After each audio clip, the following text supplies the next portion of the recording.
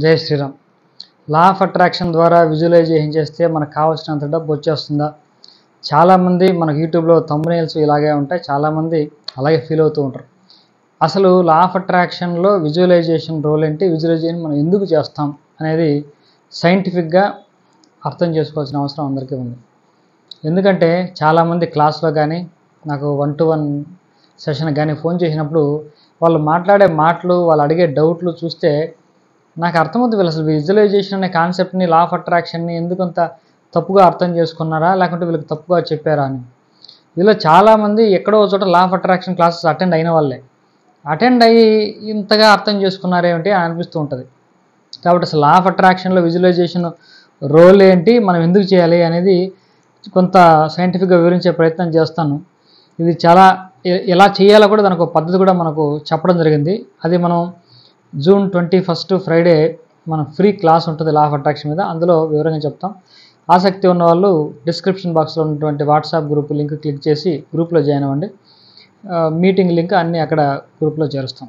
ఇప్పుడు విజువలైజేషన్ ఎందుకు మనం చేస్తాము అంటే, చాలామంది ఫీల్ అయ్యేది ఏంటంటే విజువలైజేషన్ చేసి మనకు కోట్లు సంపాదించేసుకోవచ్చు అని. బాగా గుర్తుపెట్టుకోండి, విజువలైజేషన్ ద్వారా కేవలం ఊహించుకోవడం వల్ల కోట్లు సంపాదించిన వాళ్ళు ఎవరు ఉండరు.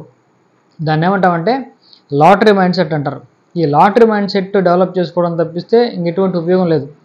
మనకు సోకాల్ సక్సెస్ఫుల్ పీపుల్ మీరు చూసుకున్నట్టయితే సచిన్ టెండూల్కర్ కానీ, బిల్ గేట్స్ కానీ, రకరకాల వ్యక్తులు, అంటే అన్ని రకాల రంగాల్లోనూ వాళ్ళందరూ కూడా విజువలైజేషన్ చేసుకున్న వాళ్ళే, అందులో సందేహం లేదు. వీళ్ళందరూ కూడా కష్టపడ్డారు, రిజల్ట్ సాధించారు. దాని వెనకాల ఒక యాక్షన్ ఒకటి ఉంటుంది.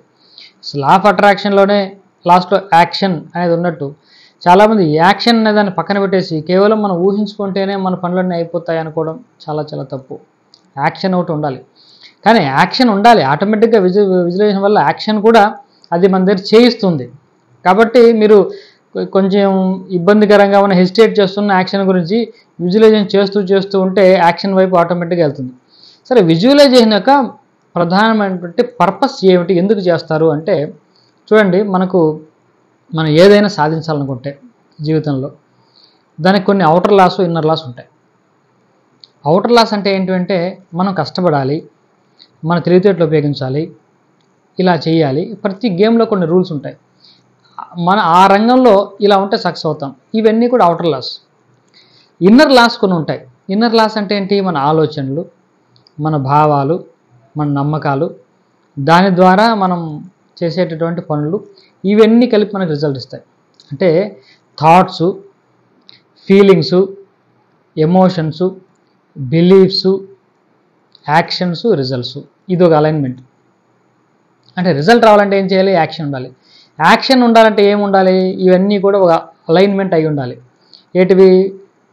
థాట్సు, ఫీలింగ్సు, ఎమోషన్స్, బిలీఫ్స్, ఇవన్నీ కూడా అలైన్మెంట్లో ఉన్నప్పుడు మనం చేసేటటువంటి యాక్షన్స్కి రిజల్ట్స్ పక్కాగా వస్తాయి. ఈ విజువలైజేషన్ ఏం చేస్తుందంటే వీటన్నిటిని కూడా అలైన్మెంట్ చేస్తుంది, ఎటువంటి ఇబ్బంది లేకుండా.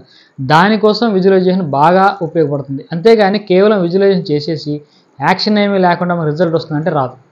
సరే, ఒకసారి చూడండి. ఉదాహరణకి ఒక వ్యక్తి సివిల్స్కి ప్రిపేర్ అవుతూ ఉంటాడు, ఐఏఎస్ ఆఫీసర్ అవ్వాలని చెప్తూ ఉంటాడు. సరే, అతను యొక్క లోపల బిలీఫ్ సిస్టమ్ ఎలా ఉంటుందంటే, చాలామందికి ఇలాగే ఉంటుంది. మనం ఐఏఎస్కి ప్రిపేర్ అవుదామండి, కనీసం గ్రూప్స్ అన్నా వస్తాయి కదా అని. అంటే యూపీఎస్సీకి మనం ప్రిపేర్ అయితే కష్టపడి యూపీఎస్ రేంజ్లో మన ప్రిపరేషన్ మనం కొనసాగిస్తే మనం ఏపీపీఎస్సీ కనీసం స్టేట్ లెవెల్లో ఉన్న గ్రూప్ 1, గ్రూప్ 2 వచ్చే అవకాశం ఉంటుంది కదా. అంటే వీళ్ళు టార్గెట్ ఏంటి ఇక్కడ? Group 1 target group 1. కాకపోతే మనం కొంచెం పొటెన్షియల్ పెంచుకోవడం కోసం ఐఏఎస్ లెవెల్లో మనం ప్రిపేర్ అయితే మనం ఏపీపీఎస్సీ లెవెల్లో మనం ఏదో సాధిస్తాము అనేది అర్థం. ఇప్పుడు ఒక అతను విజువలైజేషన్ చేసుకుంటున్నాడు, ఐఏఎస్ ఆఫీసర్ అయినట్టు, ఓకేనా, ఎక్కడో పోస్టింగ్ అయినట్టు ఏదో విజువలైజేషన్ చేసుకుంటూ ఉన్నాడు అనుకోండి. ఇప్పుడు ఇవన్నీ కూడా ఉన్నాయి, థాట్స్ ఉన్నాయి, ఫీలింగ్స్ ఉన్నాయి, ఎమోషన్స్, బిలీఫ్స్ ఉన్నాయి. ఇవన్నీ కూడా ఒక లైన్లోకి ఎలా వస్తాయి? ఇప్పుడు చూడండి, అతను చేస్తున్నటువంటి విజువలైజేషన్కి, అతను నమ్ముతున్న బిలీఫ్ సిస్టమ్కి చాలా తేడాలు ఉంది. ఇప్పుడు తన ఫీలింగ్ కూడా తేడా ఉంది. అంటే అతని ఫీలింగ్ ఏమవుతున్నాడు, ఎలా ఫీల్ అవుతున్నాడు అంటే, మనం ఐఏఎస్కి ట్రై చేస్తే కనీసం మనకు ఏదో గ్రూప్స్ అన్నా వస్తాయి అనుకుంటున్నాడు. అదే నమ్ముతున్నాడు మనం అలా చేయడంతో.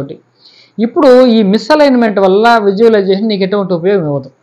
ఇప్పుడు చూడండి, ఈ బిలీఫ్ సిస్టమ్ చాలా స్ట్రాంగ్గా ఉందనుకోండి, తనకు తెలియకుండానే ఇతను ఎంత విజువలైజేషన్ చేసినా ఐఏఎస్ ఆఫీసర్ అవ్వలేడు, అది ఇంపాసిబుల్ అయిపోద్ది. ఎందుకంటే ఇతను లోపల నమ్మకం ఏంటంటే మనం కనీసం అంతకు ప్రయత్నం చేస్తే ఇక్కడికన్నా మనం వస్తాము అని దాన్ని ఫీల్ అవుతున్నాడు కూడా. ఫీలింగ్స్, బిలీఫ్స్, ఆయన ఆలోచనలు అన్నీ ఇలాగే ఉన్నాయి. విజువలైజేషన్ మాత్రం చాలా గ్రాండ్గా ఉంది, ఐఏఎస్ ఆఫీసర్ రేంజ్లో ఉంది. కాబట్టి ఇది అవ్వడం కష్టం.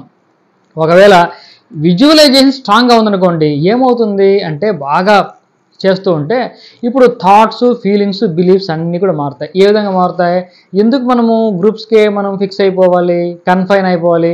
ఎందుకు యూపీఎస్సీని ఎందుకు మనం కొట్టకూడదు? ఎక్కడ ఆగుతున్నాం మనము అంటే ఎక్కడ మనకు రిసోర్సెస్ సరిపోవట్లేదు, ఆ రిసోర్స్ పెంచుకోవచ్చుగా మనం, లేకుంటే ఇంకో గంట ఇన్వెస్ట్మెంట్ దాని మీద చేయొచ్చు కదా మనం, లేకుంటే వేరే ఏదైనా లెర్నింగ్ సోర్స్ మనం కాంటాక్ట్ చేయొచ్చు కదా, మనం ఎందుకు కాంప్రమైజ్ అవ్వాలి అన్న ఆలోచన వచ్చి ఈ థాట్స్, ఫీలింగ్స్, ఈ బిలీఫ్స్ అన్నీ కూడా ఆ విజువలైజేషన్ లాగా అలైన్మెంట్లోకి వచ్చిననుకోండి, అతను నిజంగా ఐఏఎస్ ఆఫీసర్ కూడా అవ్వగలడు.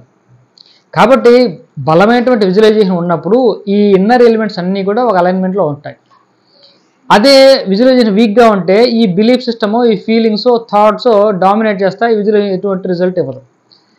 కాబట్టి గుర్తుపెట్టుకోండి, డబ్బుల కోసం చేసేవాళ్ళు చాలామంది ఇలా నమ్ముతూ ఉన్నారు. మన కళ్ళు మూసుకొని విజువలైజ్ చేసుకుంటే కోట్లు వచ్చి మన పక్కన పడిపోతాయని. అలా ఎప్పటికీ దాన్ని ఎప్పుడు నమ్మకండి. ఆ లాటరీ మైండ్ సెట్ని ఎప్పుడు డెవలప్ చేసుకోకండి. జీవితంలో ఏదైనా సరే మనము పని చేస్తేనే వస్తుంది, యాక్షన్ లేకుండా రిజల్టే ఉండదు. బేసిక్ లా కదా ఇక్కడ ఈ వరల్డ్లో, ఈ ప్రపంచంలో యాక్షన్ లేకుండా రిజల్ట్ ఉంటుందా? ఒక చిన్న ఉదాహరణ చెప్తాను. ఒక అతను ఈ విధంగా ఒక ఎగ్జాంపుల్, విజువలైజేషన్ చేసుకుంటున్నాడు, లాటరీ టికెట్ వచ్చిందని ఫీల్ అవుతున్నాడు, లాటరీ టికెట్ వస్తే ఎలా ఉంటాడో ఫీల్ అవుతున్నాడు, అంతా బాగానే ఉంది. అతను లాటరీ అవ్వల, ఆయన అదేవిధంగా చనిపోయాడు. చనిపోయిన తర్వాత స్వర్గలోకానికి వెళ్ళాడు. అక్కడ దేవుడిని అడిగాడు, స్వామి నేను ఈ విధంగా విజువలైజ్ చేసుకున్నాను, చాలా స్ట్రాంగ్గా విజువలైజ్ చేశాను, అయినా సరే నాకు లాటరీ టికెట్ రాలేదు, ఎందుకు నాకు అంత అన్యాయం జరిగింది అని అడిగాడు. అప్పుడు దేవుడు చెప్పాడు, ఒరే నువ్వు విజువలైజేషన్ బాగా చేసావు, బ్రహ్మాండంగా ఊహించుకున్నావు, అన్ని ఫీలింగ్స్ ఉన్నాయి, నువ్వు లాటరీ టికెట్ కొన్నావా అని అడిగాడు.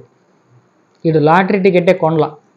అంటే లాటరీ టికెట్ కొనడం అనేది ఒక యాక్షన్, కనీసం లాటరీ టికెట్ అన్నా కొనాలి కదా. వీడు లాటరీ టికెట్ కూడా కొనకుండా విజువలైజేషన్ చేస్తే రిజల్ట్స్ ఎలా వస్తాయి?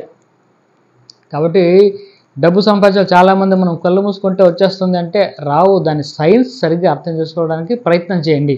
లా ఆఫ్ అట్రాక్షన్ అద్భుతమైన సబ్జెక్టు కాదనట్లేదు, కానీ దాన్ని చాలామంది తప్పుగా అర్థం చేసుకుంటున్నారు, తప్పుగా చెప్తున్నారు, మనకు తెలియట్లేదు. కానీ అందులో సైన్స్ ఉంది, అందులో విజువలైజేషను మంచి అద్భుతమైనటువంటి టెక్నిక్. దాన్ని ఎలా ఉపయోగించుకోవాలో తెలుసుకొని ఉపయోగించుకోండి, మన లైఫ్ ట్రాన్స్ఫార్మ్ అవుతుంది. స్వస్తి.